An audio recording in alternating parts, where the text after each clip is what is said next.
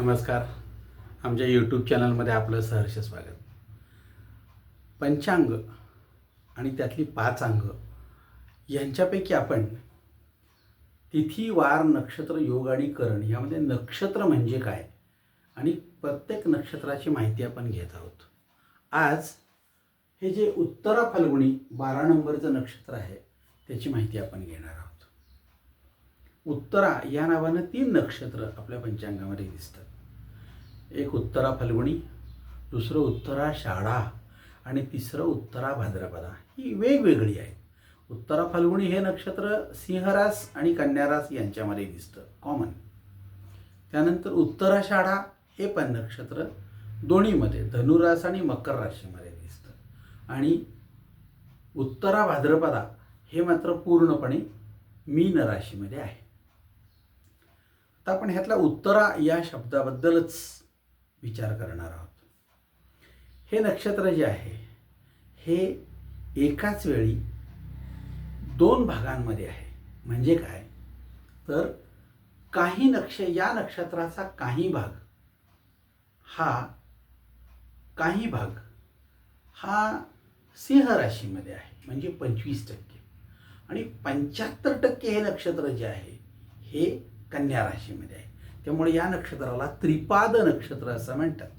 याच्यावर जन्म झाला तरी शांती आहे, मृत्यू पावला तरी शांती आहे. जन्म झाला तरी शांती असण्याचं कारण असं की ह्याची देवता जी आहे ह्या नक्षत्राची ही साधारणपणे उत्तरा नक्षत्राची देवता ही त्रासदायकच ठरते, म्हणून त्याची शांती केली जाते.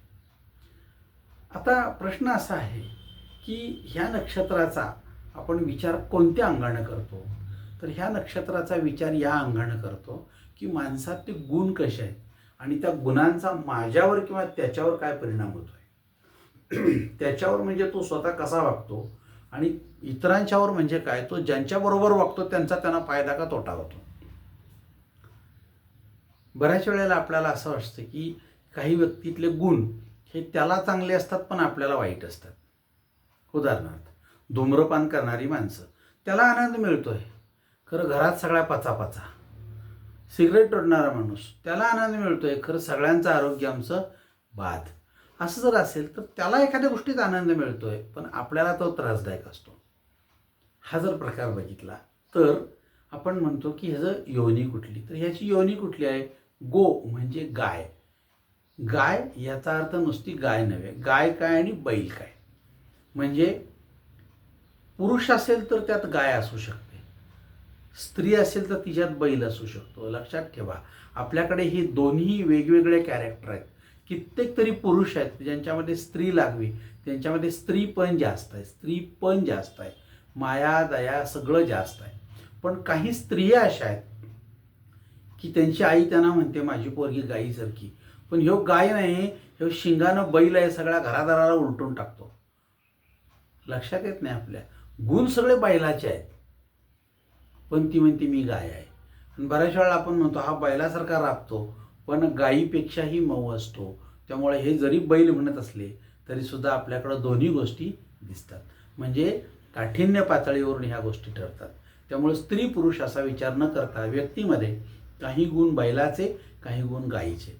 स्त्री असेल तर तिच्यामध्ये काही गुण गायीचे, काही गुण बैलाचे असू शकतात. त्यामुळं आपण त्या दृष्टिकोनातून विचार करायचा. आता ह्या नक्षत्राची एक कथा आहे. कथा काय आहे बघा. या नक्षत्राची देवता अर्यमा. आपण जर कधी मृत्यूनंतर गरुड पुराण वाचण्याची एक पद्धत आहे, त्याबद्दल एक फार मोठा गैरसमज आहे की ते फक्त मृत्यूनंतरच वाचावं लागतं. असं नव्हे. आता बघा, जी माणसं कधीही विमानात बसलेली नाहीत त्यांना कोणीतरी सांगतं विमानात बसायचं, मग ते बेल्ट लावायचा, मग ते अमकं होतं. प्रत्यक्षात जो सांगतो तो बसलेला असतो तशातला भाग नव्हे. आपण सांगत असतो कसं काय चाललंय. ज्याचं ऑपरेशन झालं नाही तो सांगतो डॉक्टरांनी आतमध्ये घेतल्यावर काय करतात माहिती आहे का. म्हणजे हा सगळा प्रकार जर बघितला तर ज्याचं काहीच नाही त्यानं अंदाजे किंवा कल्पना केलेली असते. तसंच गरुड पुराण ही एक कल्पना आहे.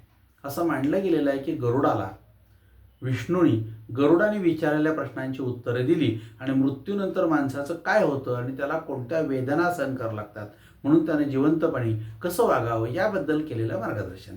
आणि ते माणसाला माणूस म्हणून टिकवण्यासाठी, माणूसपण बदलण्यासाठी, माणसातले सगळे गुणधर्म वाईट कमी करण्यासाठी, त्याला इतरांची दया यावी आणि तो चांगला जगावा यासाठी केलेलं तत्त्वज्ञान आहे. कोणतीही कथा ही नेहमी कथा असते. कथेला लोंबकळायचं नाही. कथेतला मतितार्थ काय आहे. नाहीतर मग केसांना गळा कापणे म्हणजे केस घ्यायचा आणि गळ्यावर ठेवायचा आणि करवतीसारखा कापायचा याचा असा अर्थ होत नाही. पण काही ज्यांना भांडायचंच आहे ते त्या कथेशीच भांडत बसतात आणि मग काहीतरी विद्वान लोक त्या कथेवरून असं असतं का, केसानं कुठं गळा कापता येतो का, केसाला धार असते का, वेडा आहेस तू, काय बोलतोस, तुझी दृष्टी अंध आहे त्यामुळे तुला कळत नाही आहे. त्यामुळं कथा कथेच्या जागी असते, त्यामधनं समृद्ध आपल्याला काय घ्यायचं आहे हे महत्त्वाचं आहे.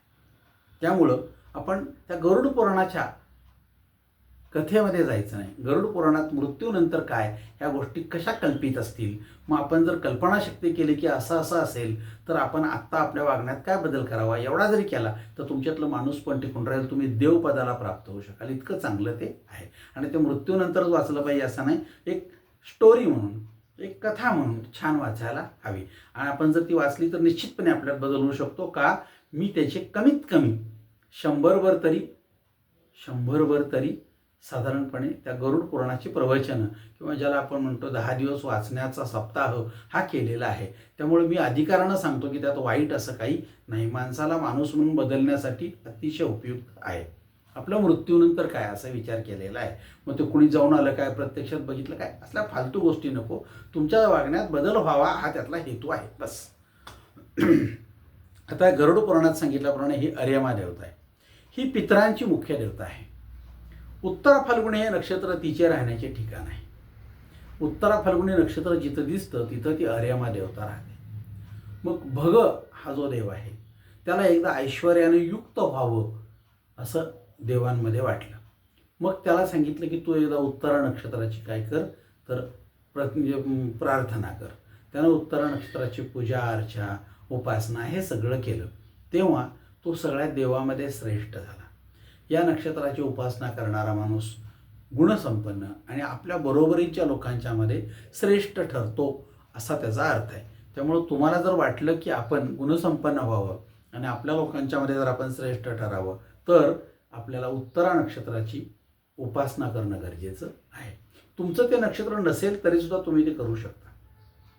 म्हणून मग आता विचार केला तर ह्या नक्षत्रामध्ये ह्या लोकांचे गुण काय आहेत, तर ह्या लोकांच्यामध्ये 2 प्रकारचे गुण असू शकतात.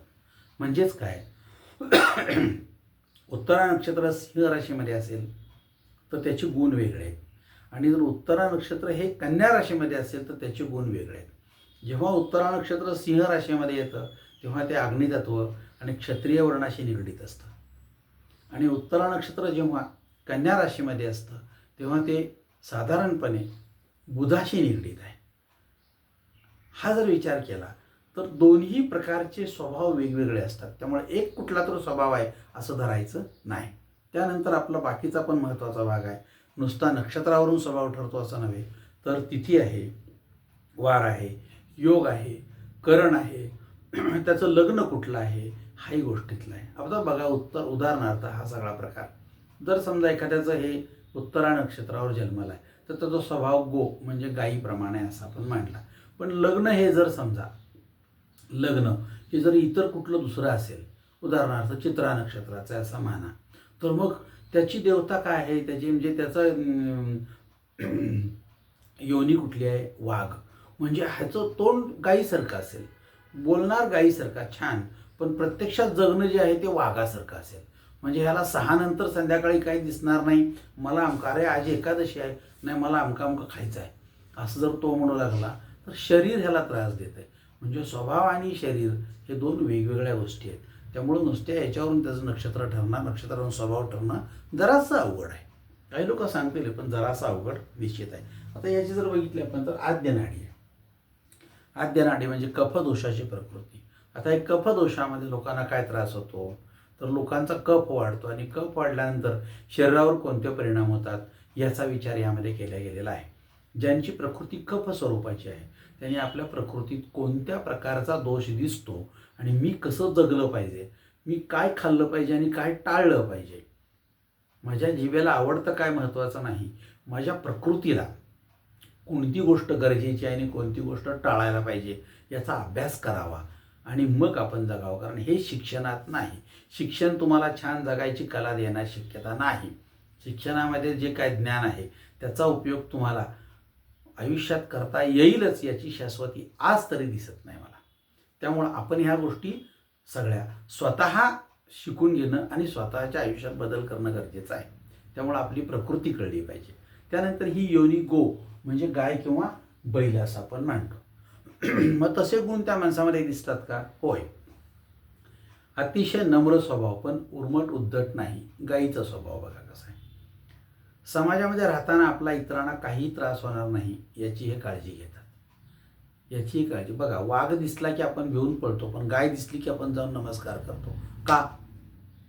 बऱ्याच वेळेला पुढून गाय मारेल अशी भीती वाटते, ते मागं शेपटाला हात लावून नमस्कार करतात. म्हणजे आपल्याला पुढून मारेल अशी भीती वाटते, तरीसुद्धा आपण मागून शेपटाला अगदी जाताना बसले तर हात लावून नमस्कार करून जातो. अतिशय नम्र आहे ते. समाजात इतरांना काहीही यांच्यापासून त्रास झालेला दिसत नाही. यांचं जगणं मात्र सत्वगुणी असतं. ह्यांची झोप ही अतिशय दक्ष असते. बघा, चौकामध्ये गाय बसलेली असते आणि ट्रॅफिक चालू असते, कोणी तिला हात लावत नाही, कोणी उठ म्हणत नाही, काय नाही. पण एका चौकात वाघ बसलाय तर आपल्याकडं वाघ असतो चौकामध्ये, तो फक्त काय आपल्याला त्रास देतो आपल्याला, त्यामुळे आपण त्याला सुद्धा भीतोच. पण तो वाघ ड्रेसमध्ये असतो वेगवेगळ्या, त्यामुळे आपल्याला त्याचे त्रास होतात. हा खरा वाघ नाही. खरा वाघ बसला तर हा प्रकारे विचार करायचा. त्यामुळे ह्यांचं जगणं सत्वगुणी आहे. ह्यांची झोप ही अतिशय दक्ष आहे. यांना जन्मजात उत्तम बुद्धिमत्तेचा वारसा आहे या नक्षत्राला. त्यामुळं हे लोक अतिशय जागरूक नसणं हा अवगुण आहे याच्यामध्ये. हे लोक सहज कुठल्या तरी बारक्यासारख्या गोष्टीला फसतात. त्यामुळं बघा, एवढा एवढा गांडूळ जर समजा त्या मासा शोधायसाठी त्या गळाला लावला तर त्याला तो सहज अडकतो. तशी ह्या माणसांची अवस्था आहे. बारक्यासारख्या गोष्टीमध्ये हे सहज अडकतात. म्हणजे 100-200 रुपये दि किंवा एखादी क्वार्टर दिली ना तरीसुद्धा हे आपलं मत कोणाला वाटेल त्याला तयार होतील. अशा स्वरूपाचं हे व्यक्तिमत्व आहे. सहज फसतात. आणि मग ह्या नक्षत्राची मुलं किंवा मुली यांना सहज फसवलेलं दिसेल. ह्या नक्षत्राच्या मुली तर हमखास एखाद्या मुलाच्या मागे लागून पळताना दिसतात. त्या कशासाठी? काही त्यांनी मला वडापाव दिला, त्यांनी मला सिनेमा दाखवला, असल्या फालतू गोष्टींमुळे फसलेल्या असंख्य मुली तुम्हाला दिसतील.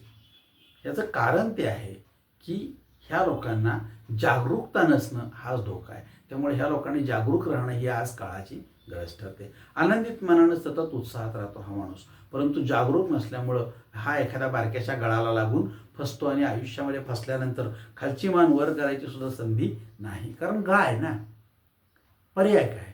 बैल जरी असला तर तो राबणारा बैल आहे, त्यामुळं त्याला काय पर्याय नाही आहे. त्यामुळं आपण म्हणतो की गो योनीमधल्या माणसांचं फक्त वैशिष्ट्य हे आहे की तो कुठल्या राशीमध्ये आहे त्याच्यावर त्याच्यातले गुण ठरतात.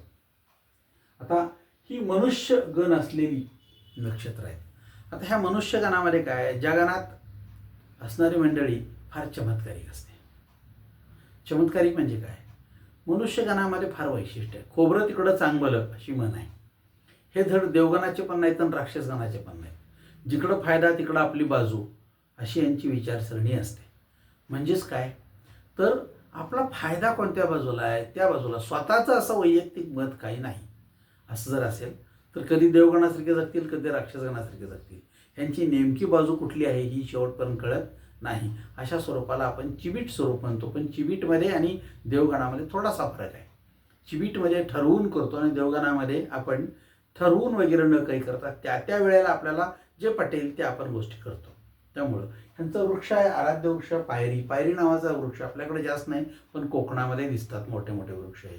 त्यांची पूजा करा म्हणून सांगितलेलं आहे. त्यानंतर ह्यांचं दान आहे मोती. आता मोती दान देणं शक्य आहे का? नाही. मागे राजे राजवाड्यांच्याकडं मोत्यांच्या माळा असतात आणि खरे मोती. त्यामुळे एखाद्यावर ते जर भाळले, एखाद्याचा आनंद वाटला, एखादा माणूस चांगला प्रामाणिक वाटला, त्यानं आपल्यावर उपकार केले, त्याचं काहीतरी द्यावं आणि काही नसेल तर ते मोत्याच्या माळा काढून देत असत. त्यामुळे ते मोती हे त्या काळी अतिशय किमतीचे असत. आज तसे मोतीही नाहीत आणि मोती देणारे राजेही नाहीत. आज 10 रुपयाला माळ मिळते आणि ती माळ जर आपण गळ्यात घातली तर तो फायदा होतो का नाही मला माहिती नाही. अशा स्वरूपाचं मोती दान देणं हे काय उपयोगाचं नाही. ह्या कर्क राशीच्या लोकांना मोती हातात घालायला सांगितलेलं आहे.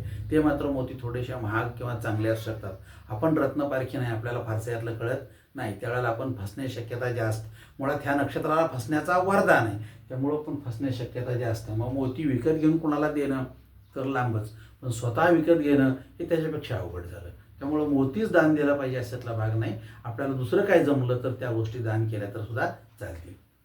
ह्याची देवता आर्यमा. आता आपण विचार केला की आर्यमा ही पितरांची मुख्य देवता आहे, त्यामुळे हे नक्षत्र सुद्धा पितरांनाच जोडून आलेलं आहे. त्यामुळं पितृदोषामध्ये सुद्धा या नक्षत्राची जास्त मोठी पूजा करावी लागते. मग बऱ्याच वेळेला असं का झालं विचार करताना पितरांच्यामुळं झालं असं होतं. आणि ह्या लोकांच्या पत्रिकांचा जर आपण कधी अभ्यास केला तर साधारणपणे यांचा राहू हा अष्टमात किंवा षष्टमात आलेला आपल्याला दिसेल. त्यामुळं बरोबर पितृदोषांमध्ये ह्या लोकांना त्रास होण्याची शक्यता जास्त असते. त्यामुळं ह्यांचं मुख जे आहे ते ऊर्ध्व आणि दृष्टी आहे ती अंध. ह्यांचं मुख जे आहे ते ऊर्ध्व. ऊर्ध्व म्हणजे वरती. वरती म्हणजे काय, सतत ह्या व्यक्तींच्या डोक्यामध्ये भविष्यकाळाचे विचार असतात. 4 मजली माडी बांधलेली आहे तरी समाधानी नाही, जरा 2 मजल्याचा विचार करतोय वरच्या. अरे हाय ते लुटून पुसून राहायला तुला जमतंय का, त्याला दरवाजे खिडक्या नाहीत, नाही अजून 2 मजली बांधणार आहे. म्हणजे आहे त्या वर्तमानाचा अभ्यास न करता, वर्तमानाचा विचार न करता, वर्तमानामध्ये न जगता फार भविष्य काळामध्ये पाहणारी ही मंडळी असते. आणि त्याचा परिणाम असा होतो की वर्तमान काळातलं सुख सगळं घालवून सोडून टाकतो आणि फक्त भविष्याकडे बघत राहतो. म्हणून भविष्याचा विचार करावा, परंतु वर्तमानात जगण्याची कला सोडून नव्हे, वर्तमानात जगण्याची कला घेऊनच जगायला हवं. पण या लोकांना तेवढं जमतं असं यातला भाग नाही. त्यामुळे ह्या लोकांना वर्तमानात जगताना भविष्यकाळाचा ध्यास घेत राहिला की वर्तमान घालवलेलं आपल्याला दिसतं. माझं कसं होईल, पुढे काय होईल, ह्या काळजीनंच ह्या लोकांना आत्ता बीपीच्या आणि शुगरच्या गोळ्या चालू होतात. बघा, वर्तमानात न जगणाऱ्या माणसाचं एक उदाहरण सांगतो. आजोबांना शुगर होती, वडिलांना शुगर आहे. आता ह्या माणसाचं स्वतःचं वय 50 आहे. हा माणूस रोज म्हणतो की आमच्या घरामध्ये हेरिडिटी आहे, आजोबांना होती त्यांना आहे, मला पण होती का काय, मला पण होती काय. अरे वेड्या, ह्या भीतीनंच तुला शुगर होईल. भविष्य काळाचा विचार करू नका. आज नाही आहे ना, चल मस्तपैकी जिलेबी आणून खा लेकाच्या. पण आपण तसं करत नाही, नको एक खाल्ली तर मला शुगर. मग हा जर विचार केला तर हे ऊर्ध्वमुखी लोक फार भविष्याचा विचार करणार. वर्तमानात जगा, आज काही नाही ना, चल खाऊन पिऊन घे, या स्वरूपाचं जगणं आपलं असलं पाहिजे. त्यानंतर यांची दृष्टी अंध आहे. अंध म्हणजे काय, काही वेळेला डोळे असूनही दिसत नाही, व्यवहारातली काही शहाणपण आपल्याला लवकर येत नाही. हा जर प्रकार बघितला तरी अंधदृष्टी असते. आता ह्या अंधदृष्टीमध्ये सुद्धा 2 भाग आहेत. अंधदृष्टी असते आणि ही अंधदृष्टी इतकी विचित्र आहे की आपल्याला काय दिसतं बघा. अंधदृष्टी शक्यतो कुठं दाखवतो मी तुम्हाला. बघा, एखाद्या आईला तिची एक सून घरात आहे आणि तिची मुलगी आलेली आहे, दोघींचं आहे. म्हणजे सून लग्न करून आली आणि मुलीचं लग्न करून दिलं, पण ती येऊन माहेरी राहिली आहे काही दिवस. आणि दोघींच्या हातून चहा पिताना काहीतरी प्रॉब्लेम आला, एक कप हातातले पडले आणि फुटले दोन्ही पण. मुलीच्या हातातून फुटला तर तो खराबच होता, आम्ही बादच करणार होतो, पडला तर पडला असं म्हणून सांभाळून घेईल. पण सुनेच्या हातातून फुटला, किती महाग होता, सगळं बादच करतीया, काय नकोच, फोडाफोडीच पाहिजे, सगळं असलं असला स्वभाव आहे. म्हणजे बघा, एकच घटना घडलेली आहे, पण मुलीकडे पाहण्याची दृष्टी वेगळी आणि सोनेकडे पाहण्याची दृष्टी वेगळी. असं जेव्हा असतं त्याला आपण अंधदृष्टी असं म्हणतो. हा प्रकार दिसतो आपल्याला. 2 व्हीलरवाल्याला अडवलं जातं आणि वडापाला 8 माणसाच्या जागी आत 15 कोंबून 4 लोंबकळत असतील, तिकडं दिसत नाही आपल्याला बघायला, कारण त्यांच्याकडून हप्ते येतात. त्यांच्याकडं न पाहणारा, पण ह्या 2 व्हीलरवाल्याला विनाकारण तासभर अडवून ह्याच्याशी हुज्जत घालणारा माणूस हा अंधदृष्टीचा आहे. आंधळा आहेस काय, तुला ते दिसत नाही का? नाही दिसत का, तर तुझं त्याच्याशी साठलोटा आहे. तसं ह्या मुलीशी साठलोटा आहे, सुनेच्या मात्र चुका दिसतात. हा सगळा दोष आहे माणसाचा. तो कुठल्याही नोकरीत जाऊ, हा दोष आहे. आणि ही माणसं यांच्या आयुष्यात आंधळीच असतात, यांना चांगलं दिसत नाही. त्यामुळं बघा ह्यांचं काय होतं, ह्या अंधदृष्टीचं कसं आहे, हे लोक आपल्या भोळसोटपणात जगत राहतात. फाटक्या नोटा, खराब माल, किमती आणि वजनात फसवणूक, व्यवहारात चुकीचं पटवून दिलं जातं, वाटपामध्ये ह्यांना डावी वाटणी मिळत राहते, एक दाखवतात आणि दुसरी वस्तू देतात. मापात पाप अशी यांची फसवणूक होते. हे सगळं अंधदृष्टीच्या लोकांच्यामुळं होतं. ही अंधदृष्टी आहे. दिसत नाही का? दिसतंय, कारण मला बघायचं नाही आहे. मला बघायचं नाही आहे. मुलगी 7च्या आत घरात नाही आली तर तिला पट्ट्यानं मारणारा बाप. पोरगं 12 वाजता जरी आलं तरी तो पट्टा कुठं कमरला लावून झोपलेला असतो पिऊन पडल्यासारखा. त्याला दिसत नाही आहे. पण आपल्याकडं अंधदृष्टी आहे. मुलाच्या बाबत आणि मुलीबाबत आजही प्रॉब्लेम आहे. आणि मग ती मुलं वाया गेलेली दिसतात. अरे दोघांनाही न्याय सारखाच द्यायला हवा आपण. निदान 7चा 8 होईल, पण 8ला तू पाहिजेस. नाही, मुलाला सगळी मोकळीक दिलेली असते. मग तो बापाबरोबर प्यायला बसतो आणि मग तो मोठ्या दिमाखात सांगतो, नाही मी बाबांच्या बरोबरच बसतो. अरे वेडा आहेस काय? अंधदृष्टी आहे. आपण मुलं घडवतो का बिघडवतो हे ज्या बापाला कळत नाही तो बाप बाप नव्हे. म्हणून 10 वेळा विचार करायचा की ज्योतिष तुम्हाला सांगतं की तुम्ही काय चुका करत आहात त्या तुम्हाला आज कळतात का? नाही कळल्या तर त्या उद्या तुम्हाला गंभीर स्वरूप धारण केलेले दिसतील. म्हणून याचा नक्षत्र स्वामी कुठला आहे? ह्या उत्तरा फाल्गुनी नक्षत्राचा बघा रवी. हा आरोग्याचा कारक आहे. जन्मतःच या लोकांना 6 वर्षाची महादशा असते. म्हणजे काही लोकांना जन्मतःच काही दोष घेऊन जन्मतात. शरीर प्रकृतीमध्ये काही अपंग, व्यंग, काही दोषांमध्ये जन्मतःच याला दम्याचा त्रास आहे असं म्हणणारी मुलं मी बघतो. जन्मतःच काहीतरी प्रॉब्लेम आहे असं जर असेल तर ही रवीची 6 वर्ष महादशा असते. ही नक्षत्राप्रमाणे 24 तासाला 6 वर्ष याप्रमाणे ती कमी जास्त होईल. पण काही लोकांना जन्मतःच या गोष्टी काय मिळतात तर रवीची महादशा असते. रवी तुम्हाला चांगल्या गोष्टी देईलही, परंतु महादशेमध्ये तुम्हाला चांगल्या गोष्टी मिळण्याची शक्यता कमी आहे. मग अशा लोकांचा रवी जर बघितला तर बरोबर अष्टमात येतो. मग आयुष्यभर आपण दवाखाना, डॉक्टर, धावणे आणि सगळं सारखं प्रकृतीकडे बघत राहणे ह्याच गोष्टीत घालवणार का? होय, तुम्हाला तो रवी दमवतो. मग रवीची उपासना, रवीचं हवन, रवीची प्रार्थना ह्या गोष्टी करून आपण ह्या गोष्टी कमी करू शकतो. जेणेकरून आपल्याला त्रास कमी होईल. निर्मूलन होणार नाही, पण त्रास कमी होऊ शकेल. प्रयत्न करा तो. त्यामुळे आपण रवीची 6 वर्ष महादशा म्हणलं की त्या व्यक्तीच्या आरोग्याचा विचार करतो. आता ह्या नक्षत्रामध्ये ह्याचा पहिला चरण आहे, त्याला टे या अक्षरावरून नाव येईल. पण तो पहिला चरण जो आहे तो सिंह राशीमध्ये येतो. फक्त पहिला चरण. आणि दुसरा, तिसरा आणि चौथा चरण हा कन्या राशीत जातो. दुसऱ्या चरणाला टो या शब्दानं नाव येतात. हे फार अवघड आहे. टे वरून नाव कुठलं द्यायचं? टेंबलाई, मुलगी. मुलगा काय नाव देणार मला सांगा? मग टेमदेव वगैरे नाव दिलं जातं. म्हणजे नाव त्यावरून देणं हे सुद्धा ज्योतिषाला फार अवघड आहे हो. कुठून आणायची ही नावं? टो वरून नावच नाही. मग टोपाजी, टोमाबाई वगैरे काहीतरी नावं दिली जातात. पा वरून नाव आहे. तिसऱ्या चरणाला पा आणि चौथ्या चरणाला पी याच्यावरून नावं मिळू शकतात. त्यामुळं आपण ती नावं देतो. पण ही नावं जी आहेत ना ती फक्त तुम्हाला प्राथमिक स्वरूपाची पी या शब्दावरून लगेच कळतं की कन्या रास, उत्तरा नक्षत्र, चौथा चरण हे कळायसाठी आहे. त्यामुळं आता ह्याच्यामध्ये ह्या पहिल्या चरणाचा स्वामी आहे गुरु आणि दुसऱ्या चरणाचा म्हणजे कन्या राशीमधला शनी, तिसऱ्या चरणाचा स्वामी शनीच आणि चौथ्या चरणाचा स्वामी गुरु. त्यामुळे आपण बघत आहोत इथं जर गुरु असेल तर तुम्हाला गुरुत्व चांगलं मिळेल. आयुष्यामध्ये मार्गदर्शन अडचण येणार नाही. पण तुमच्या पत्रिकेत गुरु अनिष्ठ असेल तर मग तुमची चुकीची संगत लागेल. जर दुसरा चरण असेल तर शनी म्हणजे आनंद, तिसरा चरण असेल तर शनी म्हणजे आनंद. कुठला आनंद मिळतो का नाही, तो मिळणार का नाही हा तिथं ठरेल. तुमच्या पत्रिकेत शनी एकतर उच्चीचा किंवा नीचेचा किंवा शत्रू घरात असा जर प्रकार असेल तर तुम्हाला आनंद आपल्यापर्यंत पोचतो पण मिळत नाही. आनंद आपल्यापर्यंत पोचतो पण आनंद मिळत नाही.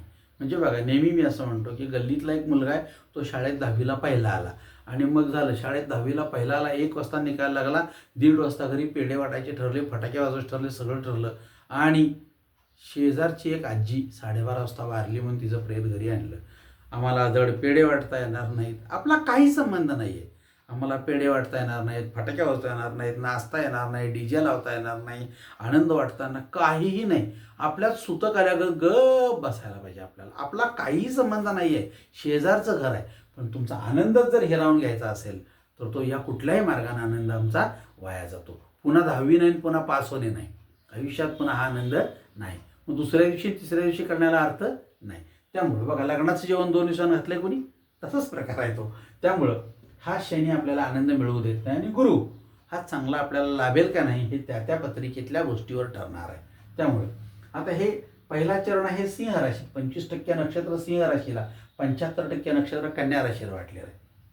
सूर्य हा याचा स्वामी म्हणजे आरोग्याचा प्रश्न येतो. बुध हा या नक्षत्राचा, या राशीचा स्वामी म्हणजे बौद्धिक क्षेत्र तुमचं कसं आहे, चांगलं आहे का वाईट आहे त्याच्यावरून ठरेल. याचं क्षत्रिय वर्ण आहे म्हणजे ही लोक थोडीशी आक्रमकता जास्त आहे यांच्यामध्ये. हे मात्र हे वैश्य वर्ण आहे म्हणजे काय, ह्या लोकांची तडजोड जास्त आहे. व्यापार व्यवहार बघणार, कोणाशी भांडावं आणि कोणाशी भांडू नाही, हा व्यवहार बघणार आहे अगोदर ते, हा व्यवहार बघणार. आणि हा व्यवहार जास्त महत्त्वाचा का ठरतो, व्यवहार का जास्त महत्त्वाचा, तर त्याचे दूरगामी परिणाम आपल्याला भोगावे लागतात. त्यामुळं वैश्य व्यवहारामध्ये, वैश्यवाणीमध्ये कोणी जर काय म्हणलं तर हा तलवार उपसेल, पण दुसरं कोण काय म्हणलं तर खाली मान घालून उभा राहील. बघा तुम्ही हा जर प्रकार बघितला तर आपल्याला, आपण एकच व्यक्ती एकच गोष्ट आहे, पण कुठं कुठं आपला क्षत्रिय वर्ण आहे आणि कुठं कुठं आपला वैश्य वर्ण आहे, ह्या दोन गोष्टी आपल्याला दिसतील. त्यामुळं आता इथं जर बघितलं तर वैश्य हे वनचर आहे म्हणजे ह्या वनातल्या लोकांच्या बद्दल, ह्या लोकांच्यामध्ये सॉफ्ट कॉर्नर आहे. सिंहाबद्दल, उंट, अमके काय तमके सर्कस बघावे वाटते, हे चांगले वाटतात ह्या लोकांना. आणि इथं मात्र हे मानव म्हणजे माणसांबद्दल प्रेम जास्त आहे या लोकांना. हा जर प्रकार बघितला तर हे वैश्य. तत्व विचार करता सिंह राशीमधलं अग्नितत्व आहे. अग्नितत्व जे आहे ते दोन्ही गोष्टींना चांगलं आहे. एका बाजूनं तुम्ही तापता पण दुसऱ्या बाजूनं योग्य ठिकाणी तापता, हेही तितकंच महत्त्वाचं आहे.